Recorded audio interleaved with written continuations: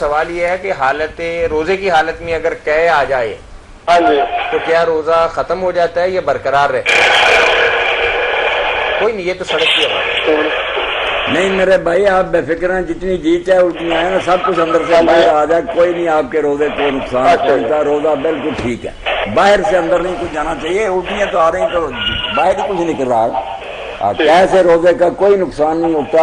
اسی طرح سوئے آدمی کو دن میں کوئی خواب آیا اور اس کا پانی نکل جائے منی احترام، اس کا بھی روزہ نہیں جاتا۔ یہ باتیں جو ان کا علم ہونا چاہیے، کئی بیچارے جو پھر توڑ ہی دیتے ہیں، نہیں کیسے بھی نہیں ٹوٹتا اور احترام سے بھی نہیں ٹوٹتا۔ جی چلے مولانا یہاں ایک اور وضاحت فرما دیں کہ اگر یہ تو قے خود سے آئی ہے اور اگر آدمی نے خود قے کی ہو قصدن، خود اگر کسی طریقہ سے ایسا کوئی کام کیا کہ کہہ لایا ہے وہ جان بوجھ کر۔ وعلیکم السلام ورحمۃ تو مسئلہ یہ ہے کہ آج سردی کے ٹائم نا ہاں بیٹی میری نے نا روزہ رکھ لیا، نیت کر لی، تو ہم بیٹھے ہوئے تھے، جی جی لیکن تھوڑی دیر کے بعد نا ان کو 3 الٹیاں آئی ہیں جی ٹھیک، منہ بھر کر، ہاں ہاں تو وہ روزہ ٹوٹ گیا یا نہیں، کیونکہ زانی ہو چکی تھی۔ سوال ہے آپ کے، ایک تو روزہ رکھا تھا تو قے آ گئی، الٹی آ گئی، اس سے روزے کا کوئی نقصان نہیں ہوا، بے شک منہ بھر کر آئی، 3 مرتبہ آئی، 10 مرتبہ بھی آتی ہے، اللہ تعالیٰ رحم فرمائے تو روزہ اس سے کوئی نہیں ٹوٹتا۔ ہاں اگر کسی مصیبت کے وقت خود آدمی قے کرے، کوئی ایسی بیماری ہو کہ دوائی لے کر یا کوئی انگلی ڈال کر نا اتنی طبیعت خراب ہو کہ آپ قے لائے، اس کو قے نہیں کہتے، پھر اس کو استقاء کہتے ہیں عربی کے، خود قے لانا، اس سے روزہ ٹوٹ جاتا ہے، مگر صرف ایک روزہ بعد میں رکھنا پڑتا، جرم نہیں۔ طبیعت خراب ہے تو الٹی کر لی اس نے انگلی ڈال کر یا کوئی دوائی کھا کر، تو اس سے پھر نا روزہ نہیں رہے گا۔ جو خود بخود آئے وہ بے شک کتنی ہو خیر ہی خیر ہے۔ دوسری جی میں روزہ رکھنا نا، ہاں جی میرے الٹیاں آ جاندیاں، ٹھیک ہے، ہاں جی بس یہ پوچھنا سی،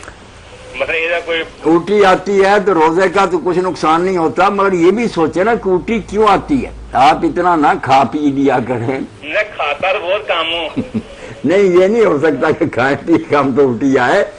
بہت کھا لیتے ہیں، اوور ہو جاتے ہیں، پھر وہ الٹیاں آتی ہیں۔ آپ کچھ صبر کریں، نہیں آتی آ کے نا شام کے وقت ہی ہیں، چلو شام کے وقت بھی آتی ہیں، بعض آدمی کی تیزابیت ہو جاتی ہے تیزابیت، کی وجہ سے، ہاں اللہ تعالیٰ میں رحم کچھ کھاتا نہیں، آپ فکر نہ کریں، روزے کا کچھ نہیں بگڑتا الٹی اچھا جی روزہ رکھ کے جھوٹ مار لینا چاہیے جی؟ نہیں، توبہ توبہ تو پھر کیا روزہ، اگر جھوٹ بول رہے ہیں اور برے کام کر رہے ہیں تو بھوکا مرنے کا کیا فائدہ۔ البتہ ایک بات دوست میرے یاد رکھیں، یہ عام تجربے کی بات ہے، طب کی لحاظ سے، سن بیٹا بات سن لیں، مولانا صاحب، سن بات ہے سنتے ہیں آپ کی، ہاں جی کہ جب کھانا کھانے لگیں نمک پاس رکھیں، یہ میری بات ایک احتیاط کے طور پر، کیا کریں؟ اور الٹی نہیں آئے گی، خدا کے بندو سب سنیں کہ کھانا شروع کرنے پہلا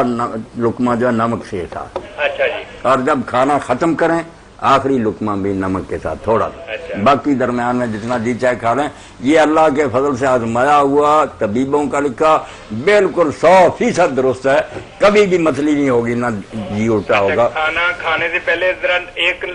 پہلا لقمہ جو پہلا لقمہ نمک کے ساتھ لگا کر کھائیں، اچھا پھر کھا لیں جتنا جی چاہے، بعد میں جب ختم کرنا چاہے اس وقت بھی ایک لقمہ نمک کے ساتھ کھا لیں۔ یہ مشورے کی بات صاحب میرے بھائی بہنیں شروع کر دیں، سنت کے ساتھ بھی کچھ نہیں سنت کے ساتھ نہیں، یہ طب کے ساتھ۔ ہمارے ملک میں ایک جماعت ہے، وہ کھانا کھلانے سے پہلے تھوڑا تھوڑا نمک چکھاتے ہیں پھر کھانا کھلاتے ہیں، نہیں اچھا کرتے ہیں، جی جو ہے نا ٹھیک ہو جاتا ہے، اچھا مطلب طبی بات ہے، کوئی سنت والی بات نہیں۔